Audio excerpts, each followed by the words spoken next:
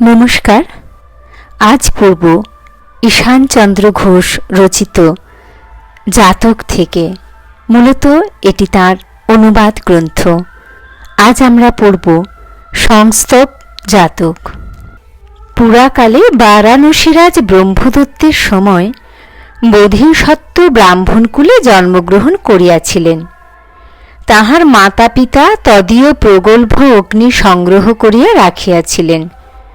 বোধিসত্ত্বের বয়স যখন 16 বৎসর, তখন তাহার মাতা জিজ্ঞাসা করিলেন, বৎস, তুমি প্রগল্ভাগ্নি লইয়া বনগমন পূর্বক সেখানে অগ্নির পরিচর্যা করিবে, না বেদাধ্যয়নের পর পরিজন সহ সংসার ধর্ম পালন করিবে?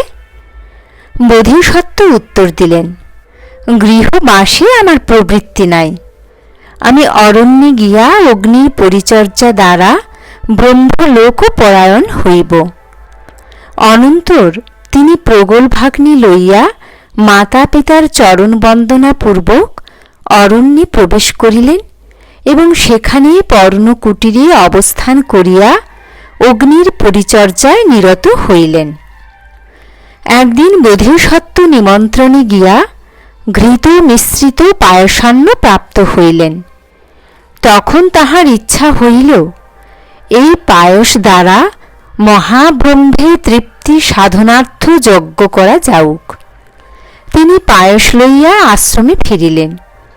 সেখানে অগ্নি জ্বালিলেন এবং অগ্নিং তাবত ভগবন্তং সর্পির্যুক্তং পায়সং পায়োয়ামি, এই মন্ত্র দ্বারা উহা আহুতি দিলেন।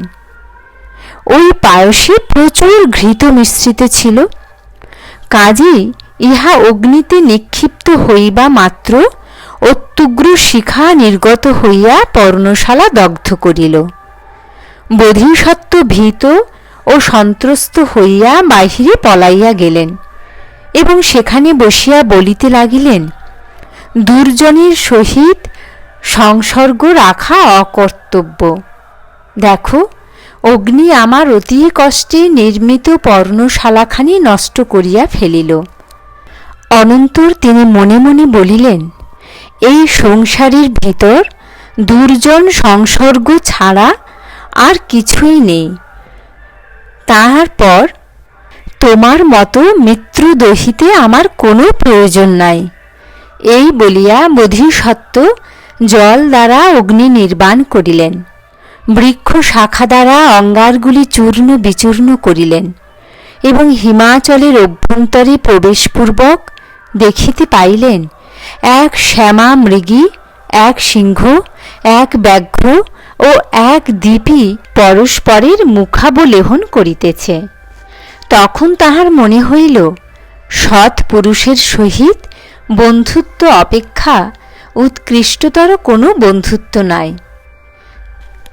তিনি একটি গাথা মনে মনে ব্যক্ত করিলেন, সকল বন্ধুত্ব হতে শ্রেষ্ঠ বলি তারে, সৎ পুরুষ সঙ্গ যাহা সংসার মাঝারে। সিংহ ব্যাঘ্র দ্বীপী হিংস্র, তবু এই তিনে বেঁধেছে শ্যামারে কিবা মিত্রতা বন্ধনে। তাই সে নিঃশঙ্কভাবে করিছে লেহন, স্বভাব নিষ্ঠুর এই তিনের বদন। অতঃপর বোধিসত্ত্ব হিমালয়ের অভ্যন্তরে অবস্থিতি করিয়া ঋষি প্রব্রজ্জা গ্রহণ করিলেন এবং অভিজ্ঞা ও সমাপত্তি প্রাপ্ত হইয়া জীবনাবসানে ব্রহ্মলোকে প্রস্থান করিলেন। কেমন লাগলো এই পাঠ আপনারা জানাবেন। আমার জাতকের প্রায় সবকটি খণ্ডই রয়েছে।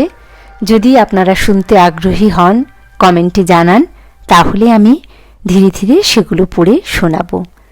ভালো থাকুন সবাই। নমস্কার।